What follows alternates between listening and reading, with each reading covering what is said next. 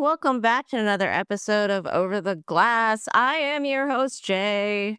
And I'm Ness. We do have Kate, a guest from Ice is Slippery. If you had caught us from last season, we actually did have Kate and her husband, Fred, on to talk about the stars and whatever was going on around that time. But today, we are actually doing a collaboration episode. We are once again talking about more heated rivalry. I know, I know. We can't get enough. So, for anyone who's not interested and tuning into our podcast as a usual, we're just really trying to encourage you to get on this train. Check out this show because we really have a number of things that we really want to talk about the show now that it's said and done. It's continuing. It's taking up your algorithm on your Instagram, on wherever you get your social feed content. They are on a global tour, and we just want to talk more about this show. So, if you're coming in from the Ice is Slippery podcast, this is the Over a Glass podcast. We do primarily follow the Sharks, but we also follow the NHL and hockey in general. And then we specifically like to highlight diversity inclusion throughout the league, hockey as a whole. We are a queer led podcast, and so that's kind of our bread and butter. Yeah, I am so happy to be here, by the way. Thank you for inviting me back. I think the first time I came on, we were brand new little fledgling baby hockey podcaster. So hopefully I'm a little more well spoken this time around. So for the people who don't know us, I usually co host my podcast with my husband, Fred. And Ice is Slippery, we describe as an unserious hockey podcast by 1.5 hockey fans. I'm the hockey fan. He is half a hockey fan. And I am queer and he is a straight guy. He actually is stepping out today to just sort of let us do our thing. He didn't want to hold us back at our analysis of Heated Rivalry, which I am also talking about incessantly. He actually asked me if I get a kickback for everybody that I'm recruiting into the show. I have a good friend who just watched it. My sister just watched it. She just watched the finale last night. She texted me and said, "Okay, I'm ready to go to the cottage. Do you want to watch with me?" So we've been watching all the episodes long distance, and it's been very fun. So I don't know. I'm thinking I might have to do some more bonus episodes, their recaps with all of the people that I've recruited into watching the show now. So the content will never stop. It just simply will never stop. The obsession has taken everyone over. Me and my girlfriend just moved into a new place. We decided to name our Wi-Fi Heated Wi-Fi-vory. I love we that. we nickname our apartment the Cottage, you know? it's it's so good. It's fantastic. I have like a history with fandom stuff. I've been involved in TV shows before, but that was when I was in my 20s and I'm significantly older now. So it's kind of nice to know I can still really get sucked into that and really just lose myself in it. I think it's been a really great thing to sort of be able to disassociate from the world a little while. And especially because my hockey team isn't doing so great right now. I have a great world to lose myself in.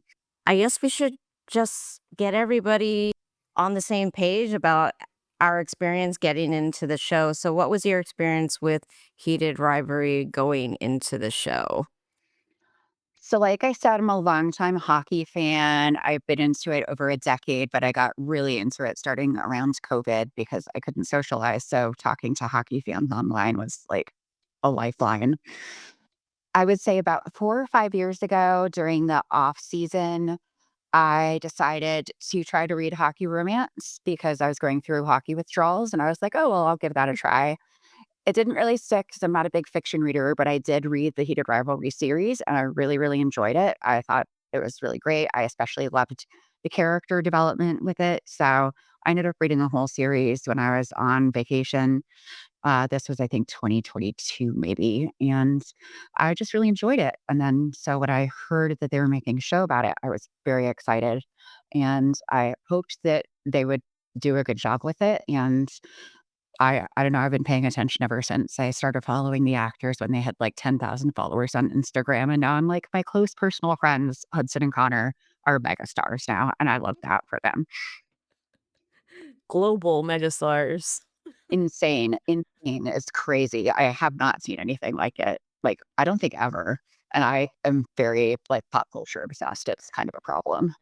The crazy thing is, like, I don't even think they're done growing, because they just announced HBO just announced that they're going to release the show in like 5 or 6 different countries. So it's just gonna get bigger for them. It's really insane. I just can't even imagine how they're feeling right now because their lives have changed in such a huge way. Like less than a year ago, they were waiting tables and now they are megastars. Right. When did you guys first hear about the show? And had you guys read the books? I can't remember. I was trying to think back to when I did, and I think honestly, because I'm just so crazy involved in this sport, it doesn't even feel like it registers anymore. Like, I have several chats that are like on a constant throughout the year that is just talking about hockey this, hockey that, and whatever. So I feel like probably whenever it started sniffing around hockey spaces is probably when in terms of like hockey, like queer and like fandom spaces, is probably around when I ended up on my radar. And it kind of gave me feelings back to like the web comic Check Please, when what that was introduced to me by friends who really weren't hockey fans. I got into hockey at a young age. I play hockey, so like my entry point to this sport is and this type of fandom is it's very sport based. Right. And for the longest time I kind of kept those like fandom and things like that separate from it. I think because I had such a big friends group that was either interested in queer fiction or interested in different types of fandom, and then as I had like my hockey friends, so it wasn't that I was necessarily trying to separate them like as a conscious thing, but more it was just like if I brought all these guys together, I don't know if you all would have anything in common type of thing. So going back to like Check Please, when a friend of mine who was in a different part of my life started telling me about this hockey thing, I was immediately like, I don't know if I should get into that because if they don't do the hockey right, I'm going to be really bothered. If it's like fluffy and like not, doesn't really hit to, maybe some of the things that we're going to get into later in this episode, I don't know if it's going to sit well with me. But I ended up falling in love with that web comic. The web comic artist did a lot of like research that I really respected. That she didn't come from a hockey background of being interested in sport, but having gone through researching it as part of the platform of what she wanted to write the web comic on. Like, I think that approach was something that helps to generate interest from people who may not necessarily be interested in like web comics but have the interest in hockey. So when it came to Heated Rivalry, it was immediately like, oh, it's hockey romance. I know about that. It's no shade to people who are interested in romance. It's just tends to not be the genre that I gravitate towards. And then if you incorporate hockey, but are they going to do the hockey right? Because that'll be really distracting for me if they don't do the hockey right. I actually, I was on a tournament team for a while. One of my teammates is actually a hockey romance writer. So I've known about hockey romance for a while. I have not read any of her hockey romance. I think it's hetero relationship. So already I'm like, I don't think that's for me. Um, so all that to come back to like, I figured I would be watching the show just because it's related to like hockey Right. and I'll go from there. I hadn't read the books up until we decided to do reaction episodes. And I felt like, well, if we're going to do reactions, I figured, I might as well also try and get some references from the books as well to kind of enhance the conversation. And so currently, I've only read the second book of the series. I've read 15% of the first book because when we learned that episode 3 would be based around Scott and Kip, and I'm like, well, I need to know about that before we get into the conversation. So I read enough to kind of ties things back into the book. And currently I'm reading The Long Game. Yeah, so I guess that's the long-winded way of how I got into the show. Yeah, it was good for me because I had read the books, but it was long enough that I didn't remember too much of the specific detail.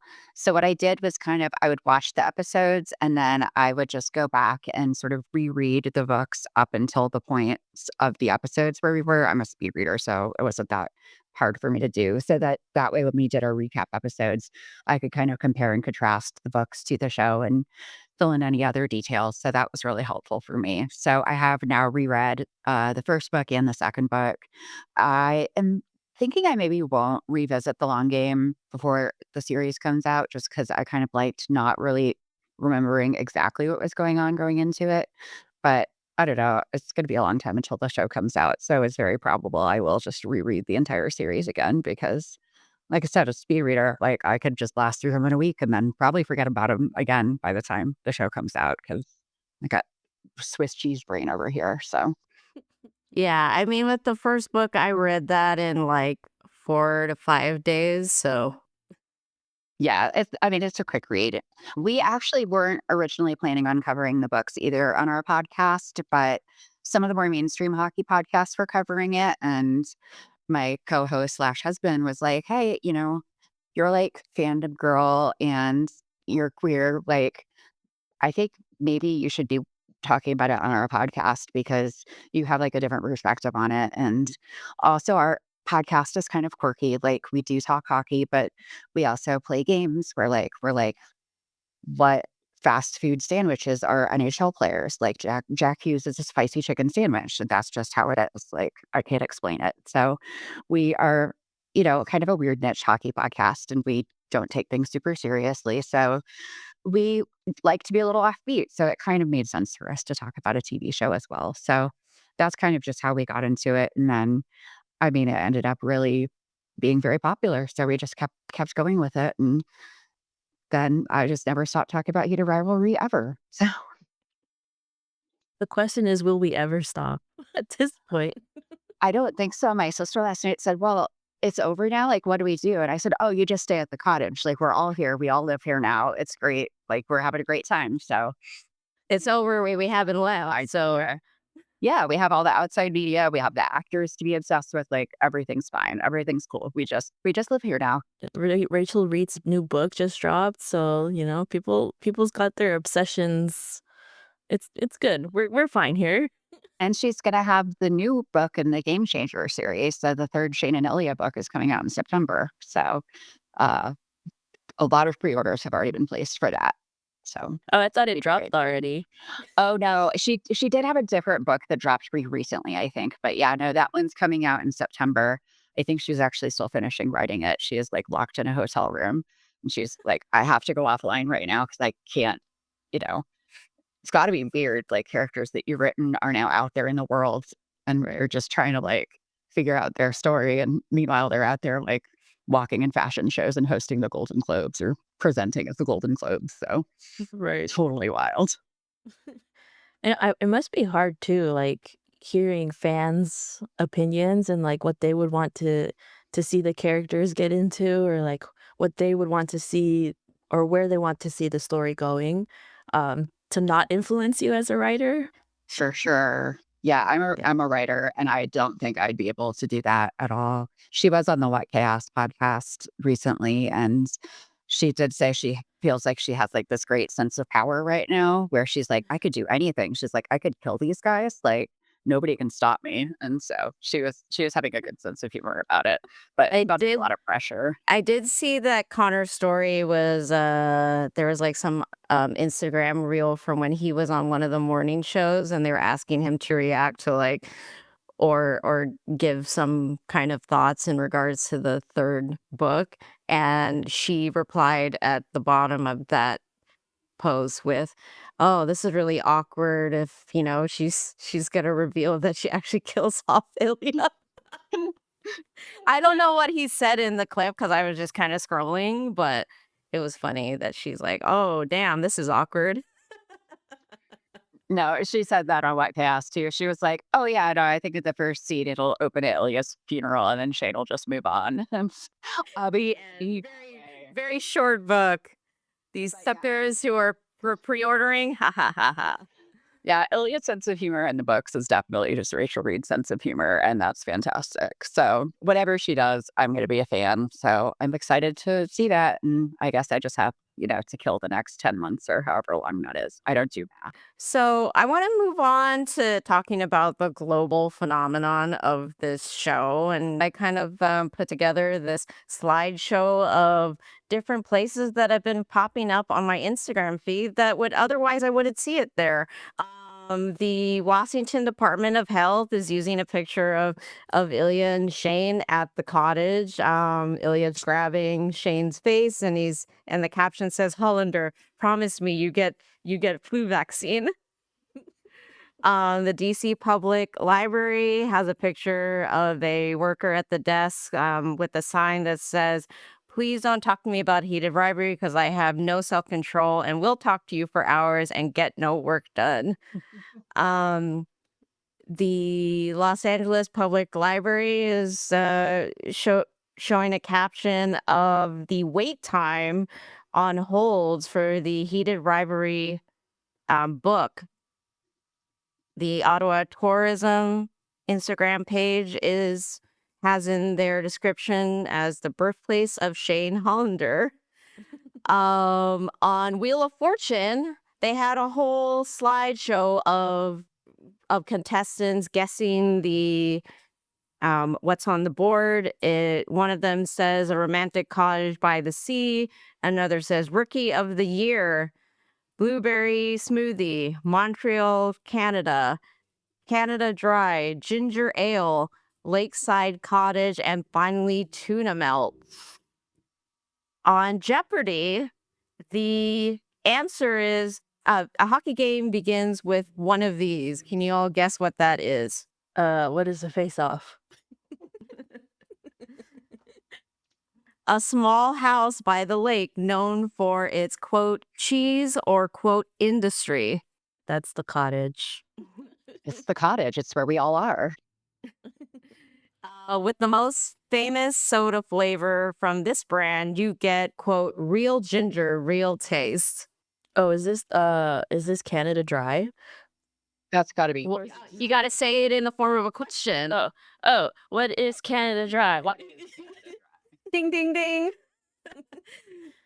Starker's recipe for this grilled sandwich includes toast, onion, celery, mayo, and cheese. You know, What when is you list ingredients like, yeah, it doesn't sound good without the tuna. That is true.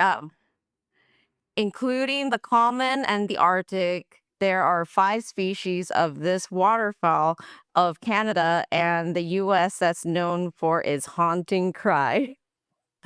What is the Canadian wolf bird? Oh, I think you got that. I don't think they would accept Canadian wolf bird. This city is home to Place des Arts and the McCord Museum of Canadian History.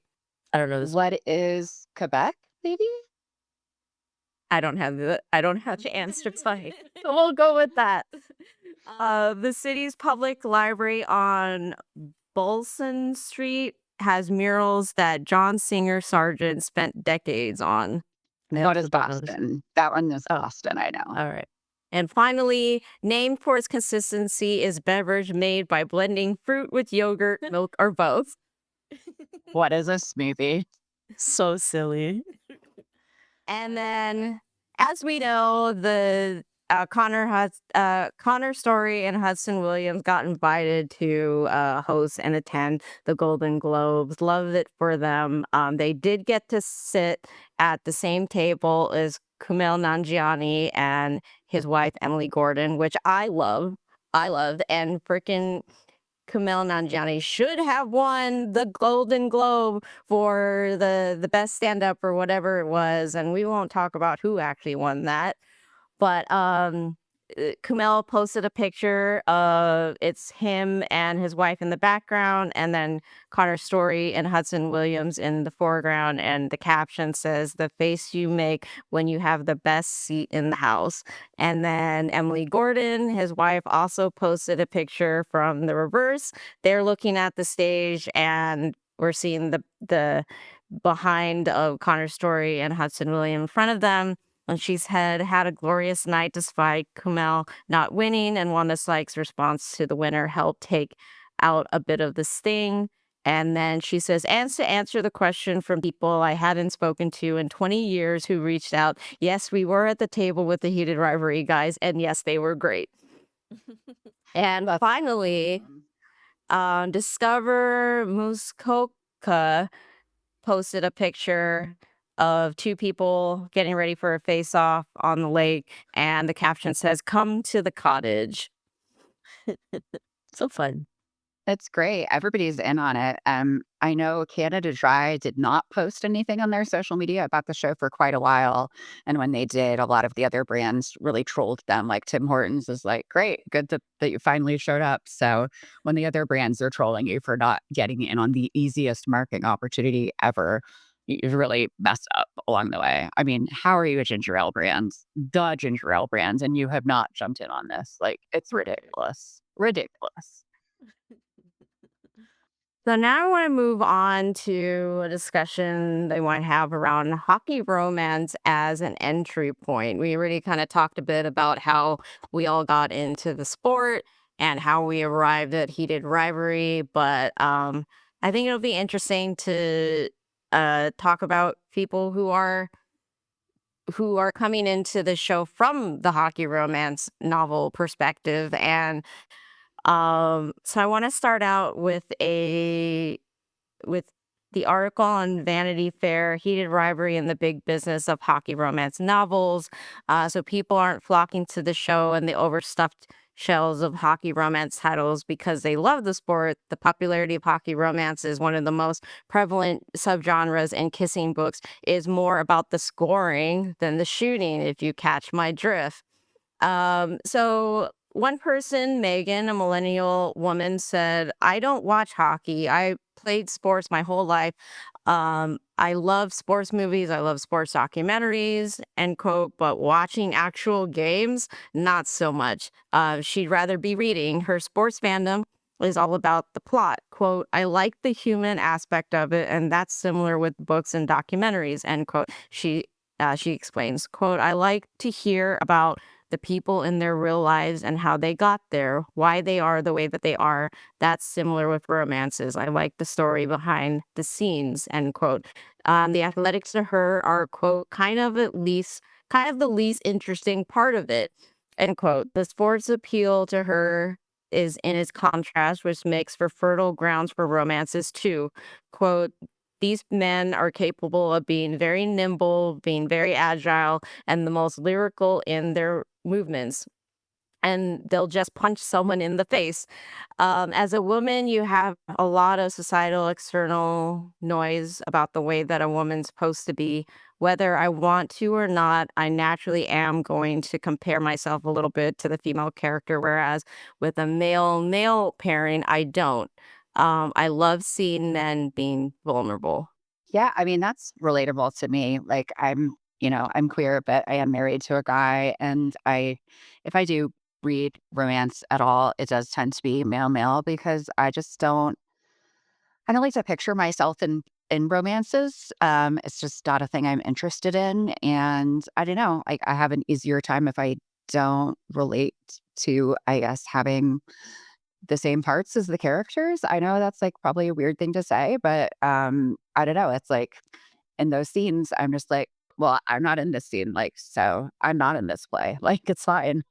This is just I'm not I don't belong here. I'm just observing. Yeah, that's fun. That's a silly image. Yeah. It like I don't think I can't remember if I've ever actually read romance novels, specifically anything like hockey romances. Like this isn't something that usually interests me. Unlike Jay, I didn't seek out to read the books after hearing that the show was gonna come out. I decided to go into the show, like, blind, like, I wanted to be surprised by everything that I saw for the first time, um, but it is not like this what's her name? Megan? Yes. Megan is saying, it's like, you don't like, as a woman, you don't have to put yourself in this character's shoes or anything, so you can remove yourself from this story and see it from a completely different perspective. Because it's like, you can't relate to a hockey bro falling in love with another hockey bro, because you're not a hockey bro. But I don't know, it's like a point I've seen made a few times already, how women are gravitating towards this story because there's no women involved, and they don't have to, like, relate to any female characters in any way. I think Hudson Williams and Connor Story have talked about it a lot in interviews, and they've been really insightful about just saying that sort of men and women alike really want to read male characters being vulnerable because they don't get to see a lot of it in their real lives. And that's sort of why they feel like this genre specifically tends to resonate a lot, especially with women readers, because you see, both parties in the relationship being vulnerable with each other, and they both happen to be male characters. And I do think that that's a really interesting perspective.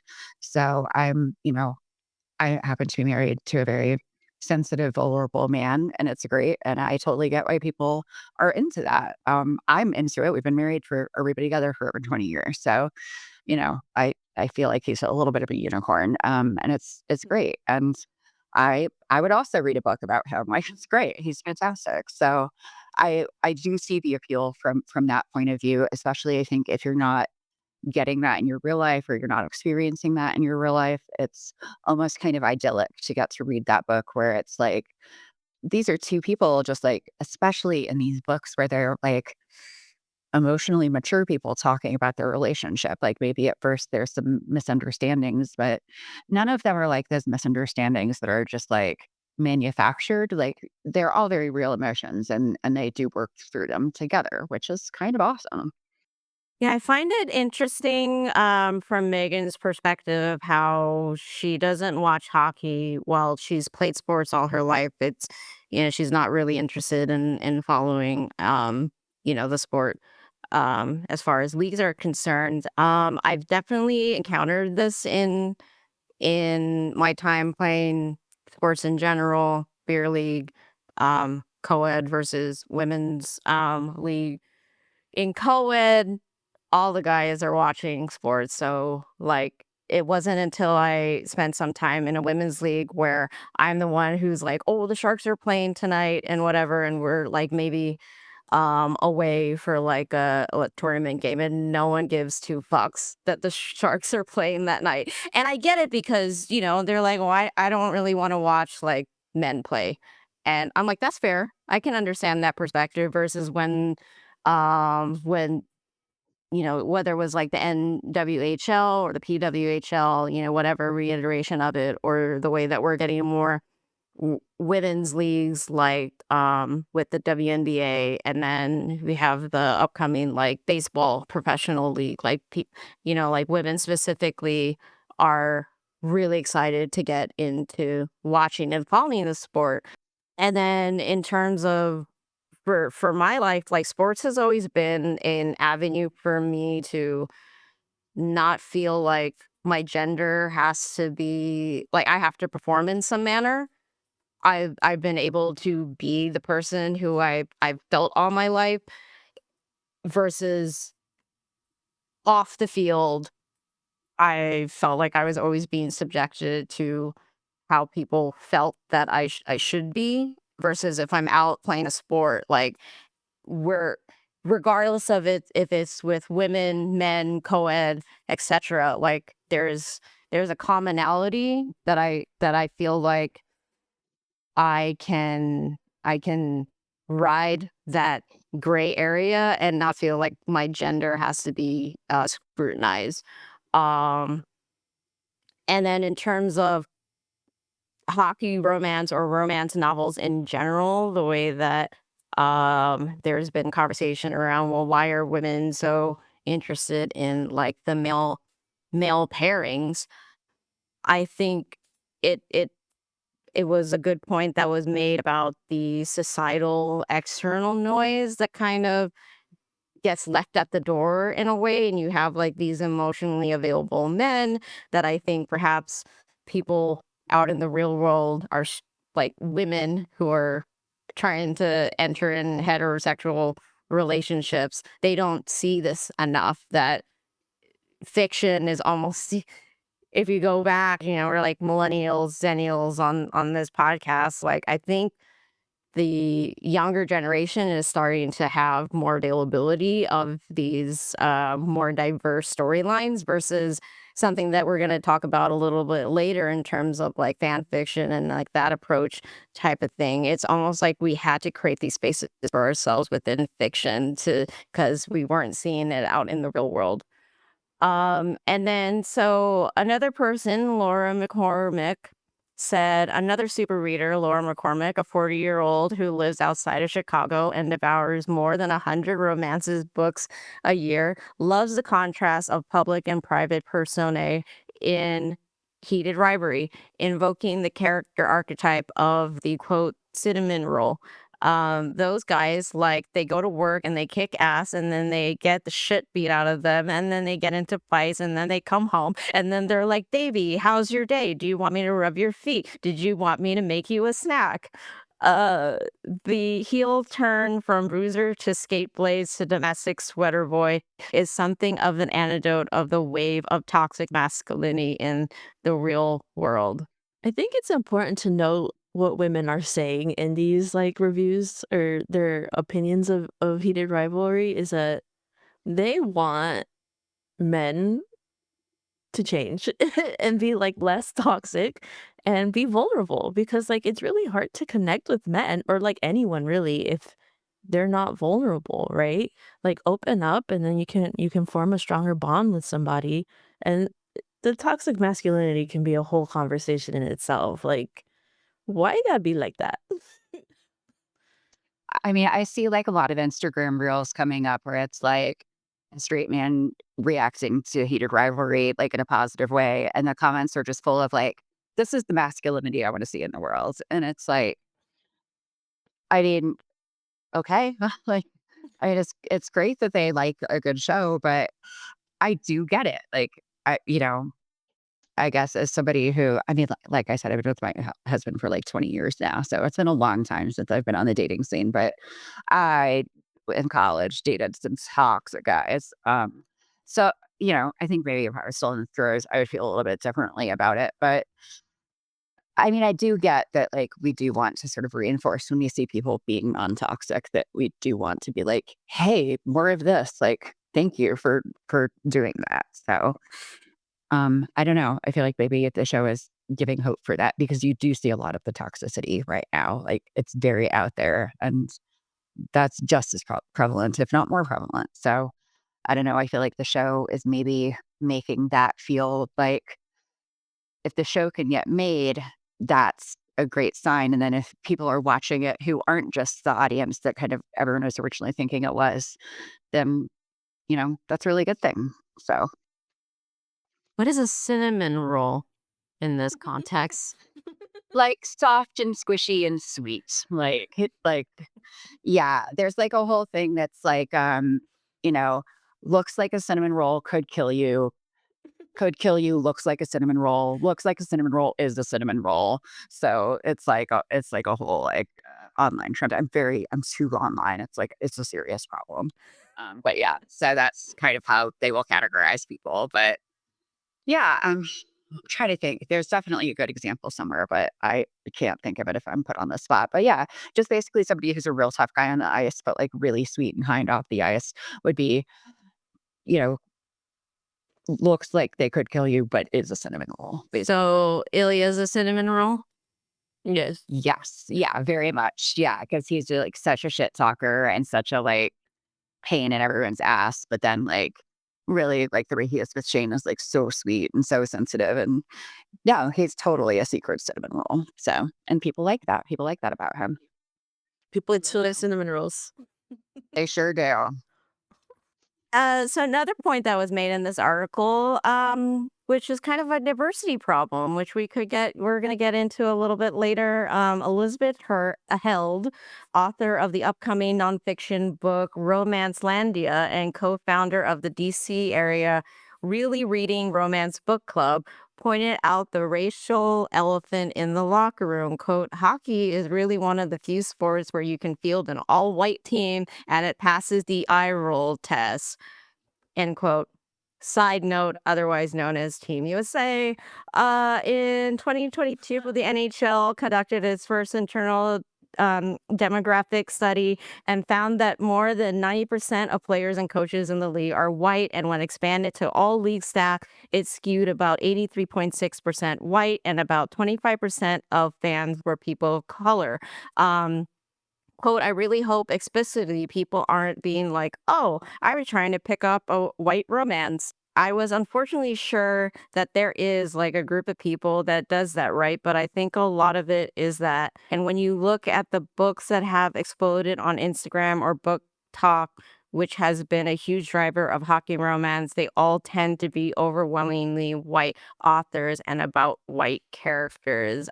So since I'm not really versed in like the hockey romance genre, but I think in general, the world, especially the world of hockey, has a diversity problem. Have you kind of noticed this sort of reality in hockey romance, Kate? Yeah, I think I don't know. Maybe this is just me being blind because as I am realizing looking into the camera, I am literally the whitest person I've ever seen. But I think a lot of the reason that people write about hockey is because as a sport, it's not as well known. You know, I grew up in Florida, so football was like the sport. And then there's baseball and basketball people follow. I feel like hockey isn't like as well known. So people, I feel like they want to write in the hockey space because they feel like they maybe have more leeway into it because people just don't know the sport as much. So maybe that's naive of me to feel like that. I do think that hockey itself has a huge diversity problem, and I know we will talk about that more later for sure. Um, so I do think that that does happen to mean that hockey romance in general skews to be a bit whiter than say like a football romance would, or a basketball romance would, just based on sort of the demographics of the players. Um, but yeah, I don't know that necessarily people gravitate towards hockey romance, like writing it and reading it for those reasons. I don't know that they don't, but again, I think it's just when you compare how many people watch hockey to how many people watch those other sports, I think a lot of people go into it just going, "Oh, I want to write a sports romance, and I don't know a lot about sports, but nobody knows much about hockey, so I could just do that." And also, hockey, they hit each other a lot. It's pretty sexy, right? So, Rachel Reid was the exception in that she is like a lifelong hockey fan and knows hockey very well. And so even though there wasn't a ton of hockey on screen in Heated Rivalry, like when it does show up, like she knows what she's talking about. So, but Rachel Reid also has a decent amount of diversity in her books. So, it shows up some on screen, especially in the Shane character, but in the books there, is a lot of diversity of the characters as well. So, especially like within the coaching and different things like that. I won't go too far into it because I don't want to do spoilers. And also, like I said, Swiss cheese brain. So, but yeah, anyway, I don't know how enlightening that was, but that's my take. And finally, to add on to the diversity problem in the article, the creator of the queer hockey rom-com Check Please began a free webcomic in 2013, got the physical copy printed thanks to their record-breaking Kickstarter campaign, and the first of which in 2015, and then was picked up with traditional publishing deals. She says, quote, I feel like no one wants to point this out, right? She says of the diversity problem, Ukazu is Black and says that she's been toying with releasing another installment of her series, which she did announce that she will be doing, exploring the plot lines of side characters, including non-white players of the story's fictional hockey team. She says it's the nature of hockey itself is whiteness, is insularity that allows for the genre to really like explode. It's romance reader catnip. Um, sh Still, she's hopeful that the success of Heated Rivalry, as well as another queer romance graphic novel turned TV show, Heartstoppers, will make the dream of seeing her work on screen in reality. The book has been optioned for adaptation. I would love to see this adapted. So I just got so excited that I loved Check Please. It's so good. I have the like physical paper copies. I do too. They're I do too. they're And I have the little additional things you could get with your Kickstarter. I'm like, yes, give me a copy of that too. so good, so good. I love those. It's such a sweet series. So yeah, no, I would love to see that adapted for the screen, for sure. Um, Biddy is a cinnamon roll for sure, 100%. He's a small one though. He's a tiny. He's like a He's the mini yeah. whatever. He's a mini I've cinnamon roll. This would be a good segue to talk about fan fiction as it relates to it being an entry point for queer folks to find themselves or to live out their experiences or to navigate that experience. So on the GCN IE website, there's an article that talked about fan fiction as queer representation.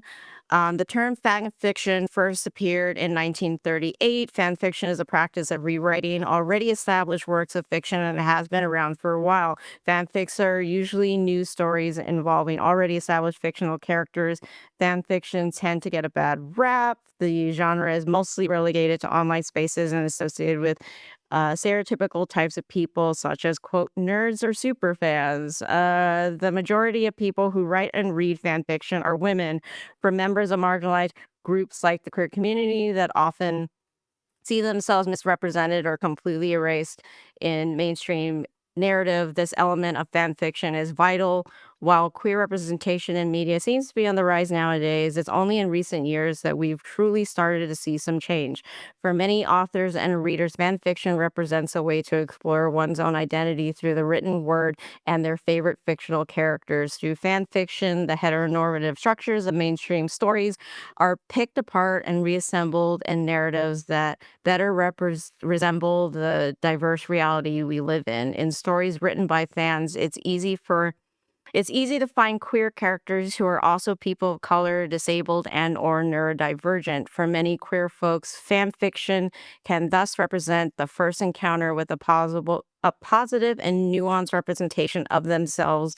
Even the most marginalized identities within the community can find and write their space in fan fiction. So I found this article spoke perfectly to my experience with fan fiction. It was my entry point to realizing that I was queer. I try to think back because it's like been many, many years since I was that young, naive Jay that didn't have a clue in the world. Like several years before I realized I was queer, I already had a very great niche group of queer folks that I just ended up befriending through other fandom spaces and not very like queer specific. It was just I had this interest in the time. I was really into comics and anime when I was like a teenager, young adult, and I ended up like spending a lot of time going to conventions and it was a space where I could be fully myself to be a nerd and find these spaces and these folks who were also like happily themselves. And I remember one of my fun memories is a queer friend of mine. She for like a whole year it felt like it was she could not get over the fact that me and a close friend at the time, like, were not together, and we just kinda looked at her like, "What are you even talking about?" She was so obsessed with us getting together, and at the time, I think we were both, like, painfully straight, and we were just like, I don't understand what you want us to do." Like, there's literally nothing here, and there was nothing there, but it was like, people around me were like, "You're queer," and I'm like, "Don't I don't get it. I don't know." I don't see that. And I legitimately it wasn't like I was denying it, it was just the fact that I had never had feelings for somebody and I was not attracted. I had not had that experience, so I can't say that there was any moment where I, like, felt like, "No, society's telling me this is wrong." Like, I remember there was this lesbian couple in high school that I knew about, and I was like, "Okay, that happens." And it was just like, "Okay, well, I don't know what that experience is, so that's not my experience, so therefore I couldn't be a lesbian. So that is what it is." And it was through fan fiction that I gravitated more towards like the masculine characters and male characters. If you know anything about like anime, like the shoujo um stereotype or the archetype that they have, like I wasn't reading any of that. I wasn't seeing myself in any of that. And it was more the male characters that I'm like, yes, like I see myself in this character. I want to have more stories about this character. I think this character belongs with this other character. And if you're not writing about it, well, I need to find that story because it's just so blaring obvious to me that these two characters belong together versus whatever you're trying to shove down my throat on this heterosexual relationship that I see no connection whatsoever. And then through fan fiction, I met friends along that way. I eventually developed a crush on a friend of mine who I was writing a bunch of fan fiction with, and it was just like in that moment I was like, "Holy shit, what the fuck is this? Yeah. I've never had this feeling before." And so, yeah, fan fiction, especially during the time growing up in like the 90s where I feel like I remember there was it was like in the early 90s was when the Interview with the Vampire movie came out, right? With Tom Cruise and Brad Pitt. I must have been like 10 or 11 at the time. And I just remember watching that movie with my sister and I was just like, there's something between them. I don't know what the word is, but there's something you're not telling me between these two characters. A vibe. And I can't and I know that it was there, but no one was telling me about it, and at that time, they were definitely not gonna write it even though it was very, like, obvious and explicit in the books. It just was not the time to even if you have Brad Pitt and Tom Cruise at the lead of the movie, like, they weren't gonna write that. And then there's that scene between, Brad Pitt and Antonio Banderas, and I'm like, "There is something what is that? Someone needs to tell me what that is because it's very obvious, and yet we're not going any deeper into what is going on there." So just thinking back, I saw all this stuff as a kid, but we weren't talking about it like we're talking about it now with queer media and the way that this show has exploded on like a global scale. Yeah, I also grew up in the 90s and I don't think people realize how different media was then, and I had a very different experience from you growing up. I, like, don't remember a time when I didn't know that I was queer, like, just growing up, I was like, "Sometimes girls are pretty, sometimes boys are pretty," like, "Cool," and I was just very lucky that I just kind of internalized that. I don't my mom had a lot of gay friends, or yeah, she had a lot of gay friends when I was growing up, and they were around the house, so I was just like, I guess I just kind of just took that on board as like, "Okay, that's fine, everything's cool." So I just didn't struggle too much with that, you know? Uh, there is sort of like the period of time that I think every bi girl goes through where it's like, pick a side and, like, there isn't a side for me to pick, and that's fine. And there is a little bit like, if you end up as a bi girl married to a dude where you feel like a little out of place in the community sometimes. So that's like a whole thing. But for me, fandom was always a great place to explore that subtext, like you were talking about Interview with the Vampire, because there wasn't queer media. Like there just wasn't. Or if there was, it was tragedy, or cautionary tales. And you would sometimes have that media like Interview with the Vampire where there were vibes and like nothing that you could pick up on. But like fan fiction was the only place where you could explore that. You could take those characters and the chemistry that you saw or the undercurrents, and you could write about that and explore it and talk about it. And I mean, obviously, you write hetero fanfic too, but like queer fanfic specifically is just, I think that was the outlet that people had. And I think even for people who maybe didn't have like who didn't know queer people in their real life, like reading fanfic about queer people, it was like sort of an entry point into like understanding it a little bit better. So I don't know. I just thought it was so formative. Like I was a big fandom girly back in the day. I had a live journal and I wrote a lot of fanfic for the Berwick Mars fandom. I was a little bit of a big deal, not to brag.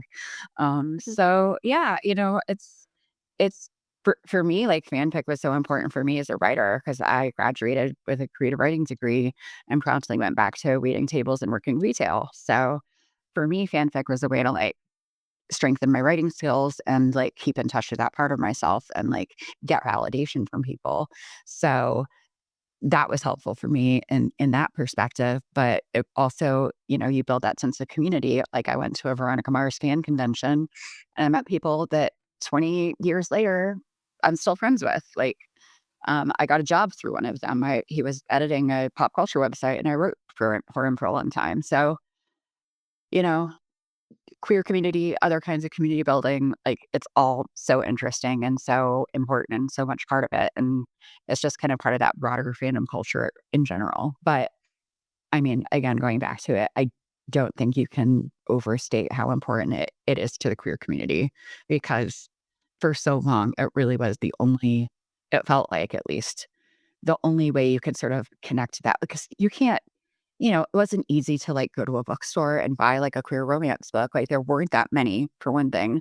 And if there were like what bookstores had them, like not very many. And like, you know, you couldn't order books online as easily back then. Like fan fiction was what we had. Like that was it. That was the source. So what I'm hearing from you guys is that fan fiction is the gay agenda. 100%. 100%. Like when I talk about reading like gay romance or queer romance, honestly, 90% of it for me is fan fiction. Like, and to this day, I still read it. I have like 23 open tabs in archive of our own right now. And yeah, and I am fine with that. My 13-year-old thinks I am super cool because I know what archive of our own is, and I'm fine with her having an account as long as she keeps the rating at a certain degree. Or she's 14-year-old now. Sorry, she would kill me if I called her a 13-year-old in front of everybody. So she's embarrassed that I have a hockey podcast, but she loves that I know about fanfic. So it's how I got her to watch Inception. I was trying for years to get her to watch Inception. And finally I was like, there's these characters and there is so much fan fiction about them. And she's like, wait, hold up, what? And I was like, they only have like 7 minutes of screen time together, but there is so much fan fiction about them because the vibes. And so I know which one you're talking about. Yeah, yeah, that pairing. It's a great pairing. So yeah. So and it is, and there's some great writers in there. And yeah, I mean, I am not above using fan fiction as a tool to recruit people into my fandoms. Like it whatever it takes, man. Right. Well, but it's true, like what you guys are saying, how there's a lot of media, especially when we were growing up, and like there's a bit of an age gap with us, but like things didn't start to get gay until the last like, I don't know, 15, 20 years, like Yeah. it's still relatively new that you're seeing queer characters that aren't killed off or like are having devastating endings to their stories. And that's I think we should clarify to some people that that is what queer baiting is, right? I feel like that term is being used very loosely these days, but queer baiting is like getting queer fans or people interested in queer stories their attention to pay attention to this piece of media, and then like having the most atrocious ending to their stories, like they can't have happy endings, right?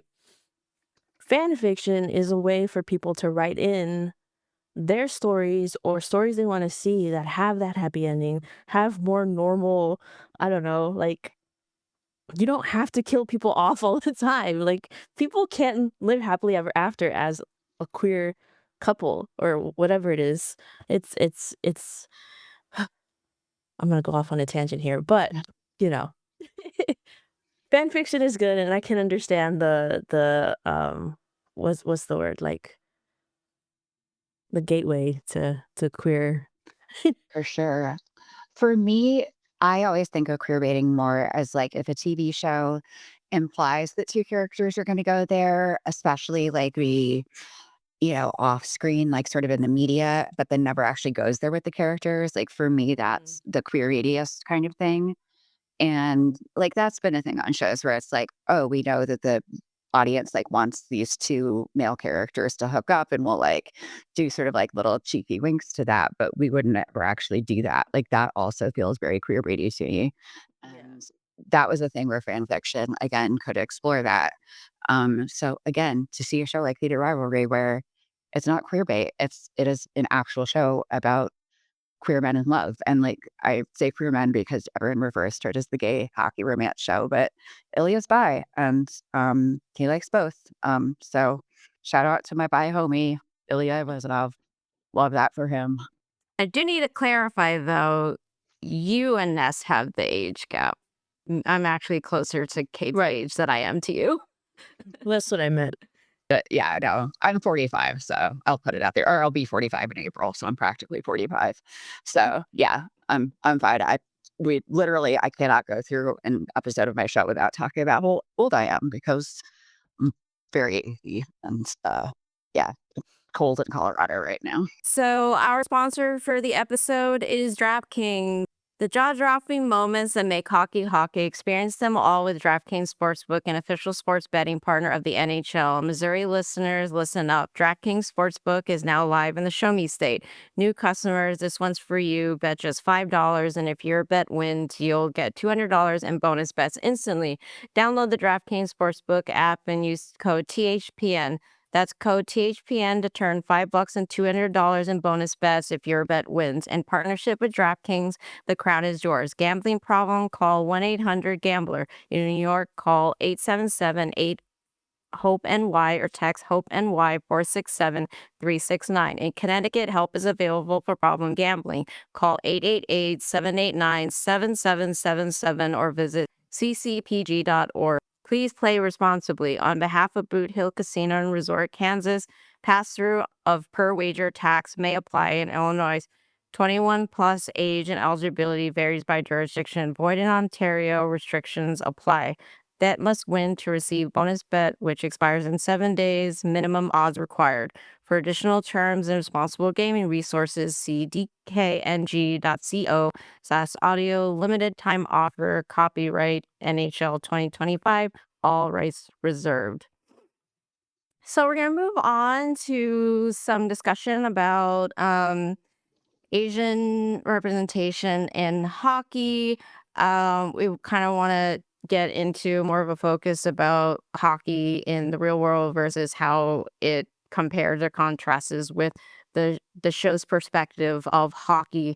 So if you guys are not familiar, Jason Robertson, he is a very prominent star on the Dallas Stars.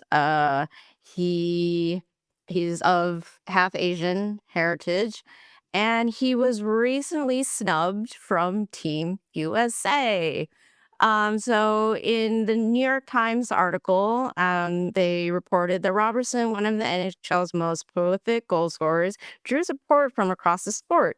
When Team USA was officially announced on January 2nd, the tone of the Discord on the Dallas Star sniper switched from, quote, will Jason Robertson make the team, to, quote, how could Team USA not pick Jason Robertson?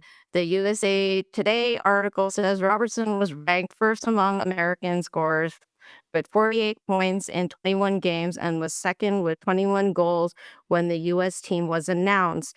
The Shape Shots hockey platform says Robertson is a quirky player to classify. He's a goal scorer, that's indisputable, but the rest of his game gets overly painted in one direction or the other. For the anti-Robertson game, which includes Guerin, there's not enough checking and defensive details in his game. He's a one-trick pony, as one NHL executive told me, and Olympics requires stallions, not ponies.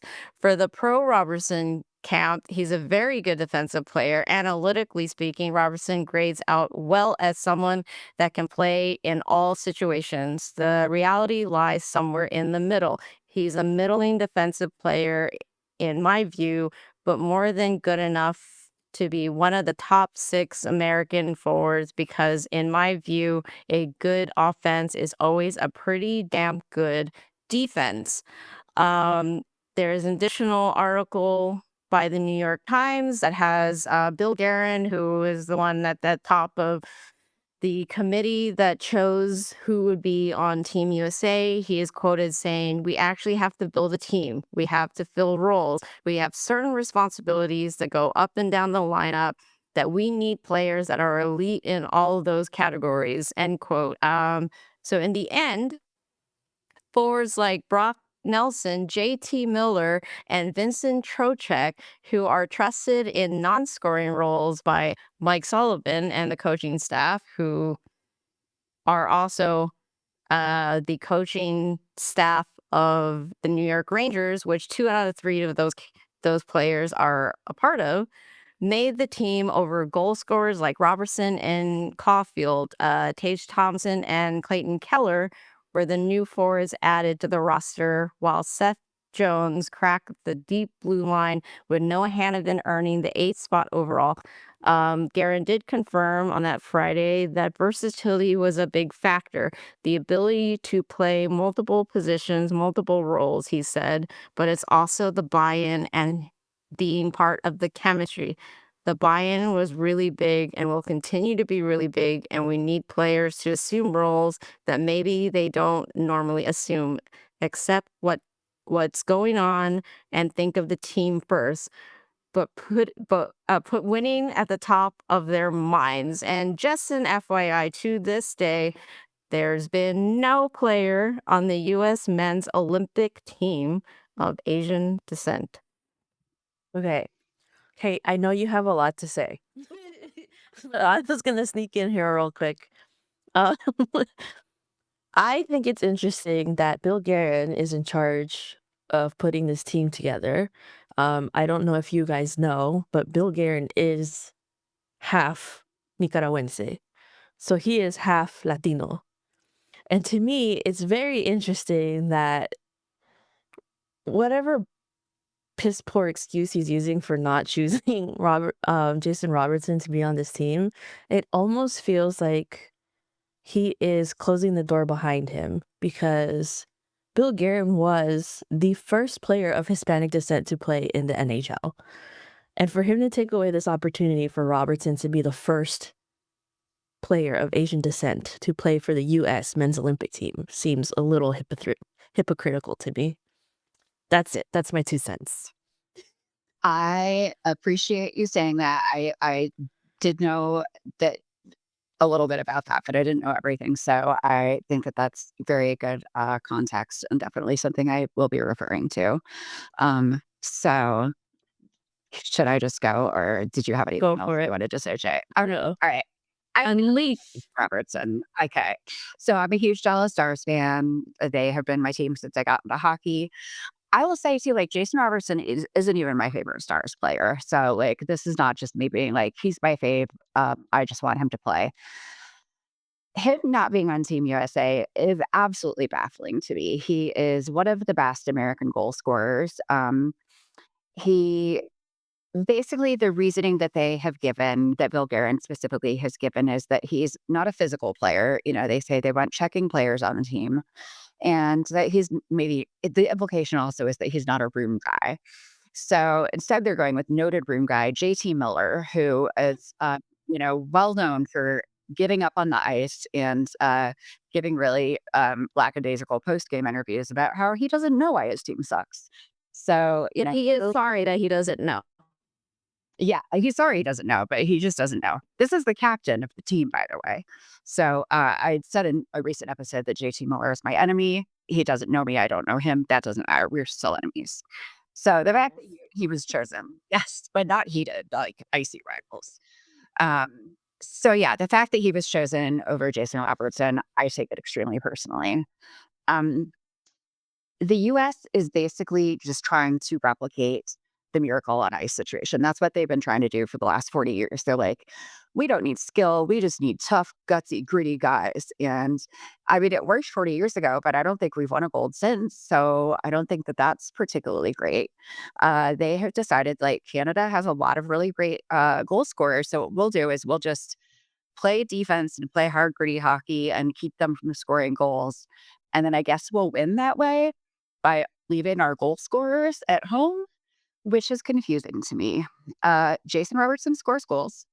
He's also a great shootout guy. And Team USA in the past in the Olympics has advanced 2 rounds specifically because of shootouts. So in my dream scenario, we get eliminated in the quarterfinals on a situation where we needed a shootout guy because, you know, that would just be poetic justice.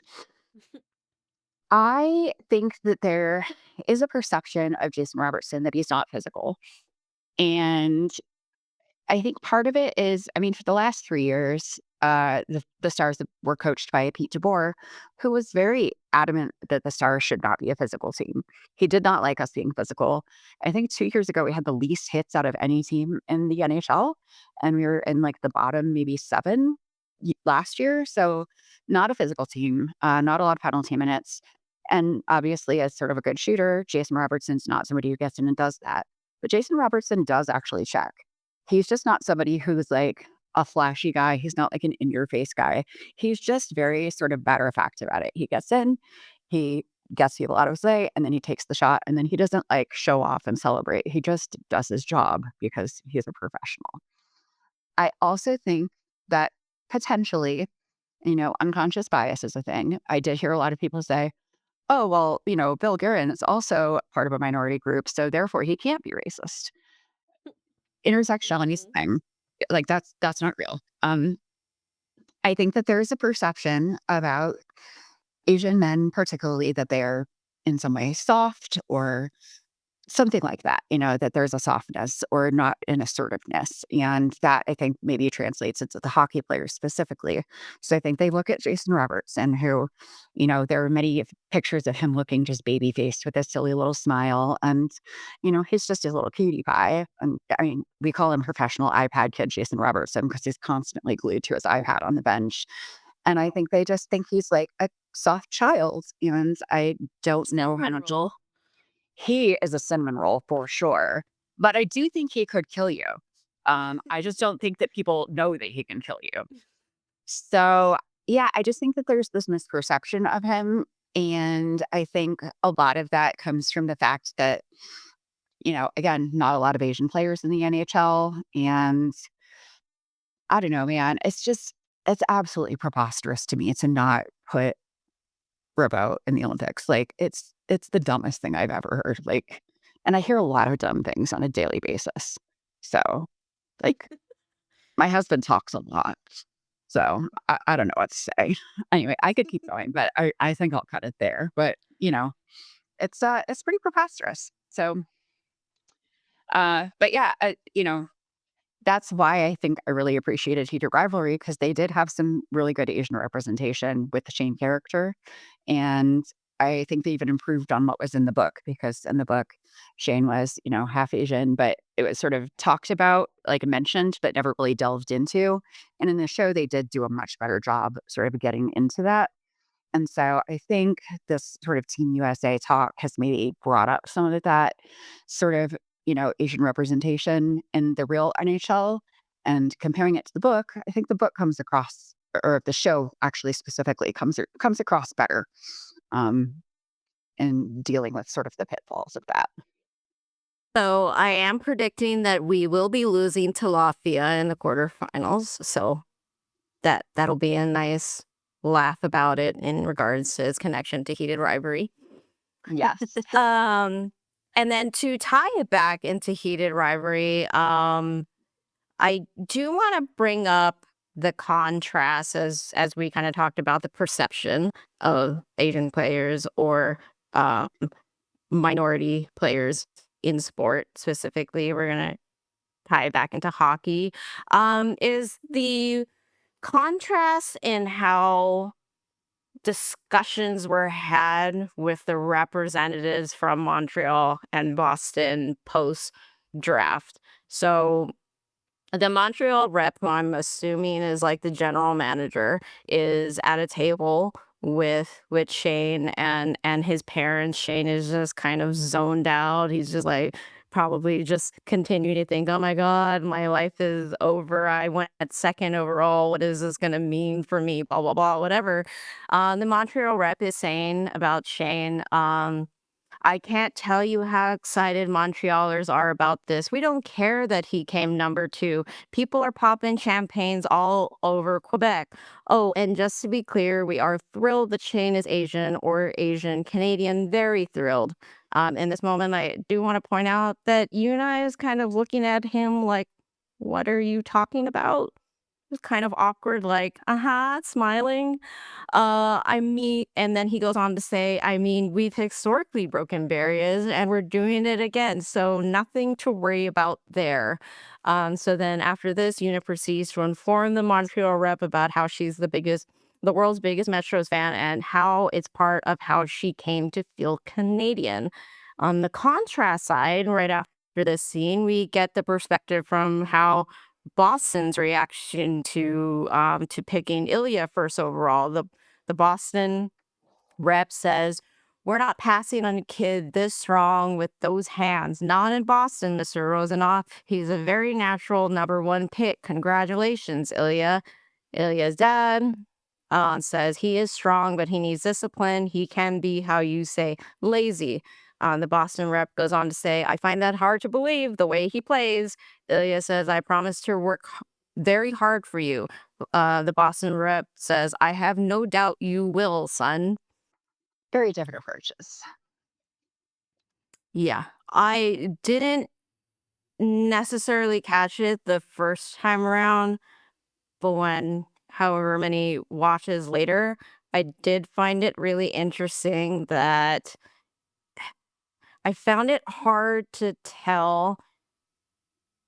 It kind of made me feel like if Ilya was still on the board, they would have been way more thrilled to have picked Ilya. And Jane is almost a bit of a consolation prize, the way that they're talking about it and the way that they're spinning it as a positive of like, well, we're gonna break barriers, he's Asian or Asian Canadian, whichever it is, we're still very excited about it.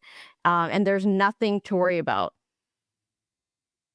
He went second overall. You got a great player.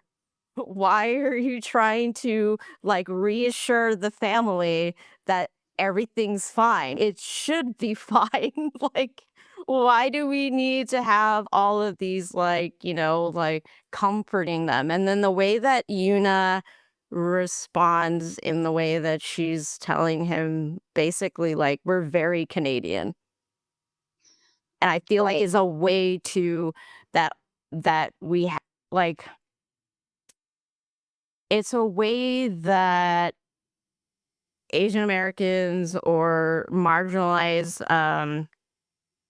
communities in the US or Canada feel like we always have to compensate the way that we feel like we have this like learned behavior of showing people just how like assimilated we are. And how even though I'm second generation Asian American, like the number of times I've walked even in the most progressive of areas and people ask me like, "Oh, so where are you from?" And then if I answer like, "Oh, like I grew up here, but I was born in New York," and it's like, that was not the question you were asking me. Yep. Yeah, nobody's ever asked me where I'm from, like, ever, ever. I kind of read that scene a little differently, but like I think some similarities too. Like I was very startled by the sort of lack of enthusiasm. You know, I feel like in my position, I'm going, wow, I can't believe how lucky we got that we didn't have the first pick and that we still got Shane. Like, that's the angle I'm coming in if I'm the GM. Like, I'm like, how lucky are we that Boston overlooked Shane and we get to get him because he's such a fantastic player, this and this and this. Instead, they are focusing on his ethnicity instead of, what a fantastic player he is. For me, it almost felt like they were trying to come across as like, look how inclusive we are. Like, look how awesome we are. Like, we're just going to talk about how great and welcoming we are. So you guys know we're cool. And sort of by doing that, like really kind of making his hockey like secondary, and which is actually kind of a huge insult. And that's just kind of how it felt to me, I guess, you know, as a white person, I guess. Just like I see that a lot in people who are trying to be like, no, look at me, I'm super inclusive and I'm awesome and I'm great. And then they actually end up putting their foot in their mouth a whole lot more because they end up like in being trying to be inclusive, they end up like treating a person like differently. And instead of focusing on the hockey, they're focusing on his Asianness, if that makes sense. Like, we see it far too often, it's like people of color specifically, and we see it talked about in hockey as well. Like the black players saying they have to work 10 times harder than their white counterpart for them just to be noticed in any way. They can be they can be as good as Macklin Celebrini and no one will care unless like like if we ever get a black Macklin Celebrini in the league, I'm saying I don't know if he would get as much attention as Yeah. Macklin is getting right now? Um, it's we see it, like I said, we see it way too often in this league and in society, and it's just disappointing. And it's really interesting that they decided to add this into Heated Rivalry just to make it more uh, realistic in a sense. Because to me, it still felt kind of toned down to what probably really happens in the real NHL. Well, and it's interesting that it came back up again later when they were talking about going to Wimbledon. And they said something about, Una said something about that oh, they don't like how the black Tendency. Wimbledon is, yeah, it's looking too Tennessee. And he goes, oh, so too white. And they just really called that out for what it is, because it is that kind of same thing as, what the Montreal GM is getting at as like, oh, you're our representative. Like you're our brand guy. And like we're putting you there because like you're our brand guy. And also you're our non-white brand guy. And that Shane is recognizing that and calling it out for what it is. And it's subtle. And I do like that there are so many subtle things in the show like that, where it's just bringing that up. Like that is part of the story, but it's not the whole story. Like so many things in the show are subtle like that. Like especially in the first two episodes, there's some very subtle homophobia and sort of just the way people talk about things. It's not like a super huge deal, but it's just like the words that people use. And I liked that because, you don't want it to be an after school special, but you just kind of, if you're paying attention, you see how prevalent it is in that hockey world. And I feel like that's how it is in real life. So I think that that's a pretty good representation because, microaggressions are really a huge thing in real life. And I think that they did a good job representing that in a show because it's not always like, a very special sitcom episode where like the racist guy comes in and says racist things. Like sometimes it's a microaggression, like, that guy's not good for my team because he doesn't check when he does check. So I don't know. That's how I feel about it. Yeah, when you mentioned how you read that scene, that's actually how I read it initially, and then after a couple of watches, I went, "Wait, hang on, like, why are you like, and I think it kinda goes into that gray area of, like, microaggressions, and it's hard for me to feel like if Ilya was still on the board, that was your choice. and Shane as almost like a consolation prize. And so I don't know. It feels icky when you compare it to how Ilya and his response from like the Boston representative. And so much of the Ilya response is cultural too, because Ilya's dad is up there just negging him and calling him lazy. And that's just kind of how that whole relationship is. And it almost feels like the Boston guy is like, no, he's great, like kind of hyping him up. But no, you're right, because how would it be if the tables were turned? You know, is Boston going to be responding the same way to Shane? Is Montreal going to be responding the same way to Ilya? Like, I hadn't thought about that, and it is really interesting to see how those. You know, I had already noticed how those two interactions differed, but like taking it farther, how would they have differed if you had really switched the roles even further? So, no, interesting stuff to think about. That's what we're here for. To have those discussions. Yes. And so as we wind down from the first part of our collab episodes, we do want to end on a positive note and talk about some positive stuff happening with Asian representation, not necessarily in hockey, but just to continue following this journey of Hudson Williams and Connor Story as they have this amazing moment in their lives right now. Ness, you want to talk a little bit about the Milan Fashion Week that happened this past week? Yeah, so I quickly came across this mainly because, like I've mentioned before, my girlfriend is chronically online, and she's the one that shows me a lot of this stuff happening. And we're both equally obsessed with Heated Rivalry right now. So, um, they're having Fashion Week in Milan. They During the Dsquared fashion show, I believe it opened on Friday. Hudson Williams was the one to open up the show. He made his modeling debut. I don't know if you guys have seen the pictures or anything, but he's out there wearing like a denim jacket with it's an interesting jacket. It looks like two jackets in one, but it's like denim on top. He's wearing like these winter boots. The theme actually for the show was Winter Wonderland, and it was kind of hockey themed, which feels a little on the nose because that's where the Winter Olympics are gonna be, right? And Hudson Williams is related to a hockey show, so it all kinda worked out together, but it says, he not only walked in the show, but he led the charge by being the first on the runway in the opening look.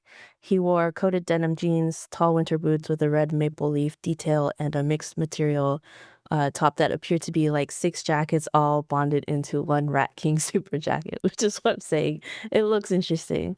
But the designers that he's wearing, Dsquared, are a couple of brothers from Canada. So, it's all intertwined, right? Like, they're all Canadian. He's representing Canada in the fashion show in Milan, preparing for somewhat preparing for the Olympics happening soon in, like, a month or so. So, um, love that Asian representation in Fashion Week.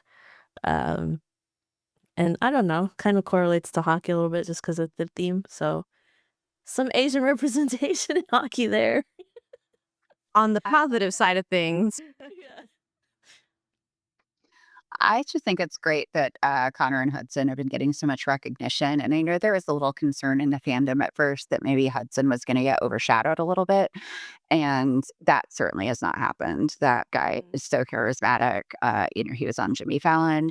Jimmy Fallon, I guess, has personally recommended to Lorne Michaels that he should host SNL. He has done some really just crazy viral stuff. I don't know if you've watched his 20-minute skincare video for The Cut, which is just he literally just they're like, "Just film me your skincare routine and send it to us, and we'll edit it." And they were just like, "This is so chaotic. We're just gonna post the whole thing." I mean, he's doing it his own way. He is like people like joke that he's not media trained. He's very media trained. Like is so instinctive with like knowing when to turn it on and when to turn it off. And he is being himself in the best way possible. And I don't know if I've ever seen anybody sort of handle instant fame the way he has. And I think it's fantastic. Like he's a star. And the way he is showcasing himself right now is amazing. So I'm just I'm proud of him like he's my own child. So Right. yeah, no, it's great. So definitely representing himself very well and Asians in general. So crushing it, Hudson. And I did see that Christina Chang was interviewed by, I can't remember the platform at the moment, but she's definitely his TV mom. She's checking in on really the both of them. So it's almost like it's playing out in real life that it just she's like, these are my babies. I want to make sure that they're sleeping, that they're eating well. And I need to know when Hudson is coming back to Vancouver because he needs to come over and have a meal and just relax. And in that interview, I think it was the same ones, or maybe she had two separate ones, but they did reach out to Hudson to have him record a little video that they ended up showing her, and he was like laying in bed and just like recording it as he's like lying in bed. I'm like, this is like chaotic, baby. So just like great vibes all around, and I'm sure more to come. But that kind of concludes part one here on the Over the Glass podcast. We are going to shift gears to go over to the ISIS Slippery podcast. So if you love the conversations that we had here, go ahead and slide on over to ISIS Slippery for part two. Other than that, once you're done watching that and you want even more content, ISIS Slippery did reactions to all 6 episodes of Heated Rivalry. We also did the same here on Over the Glass. So go and find that stuff when you're all said and done with this collab. And until then, I am your host, Jay. I'm Ness. And I'm Kate. And we'll catch you over on Kate's platform on the ISIS Slippery for part two. Thanks, everybody. Bye.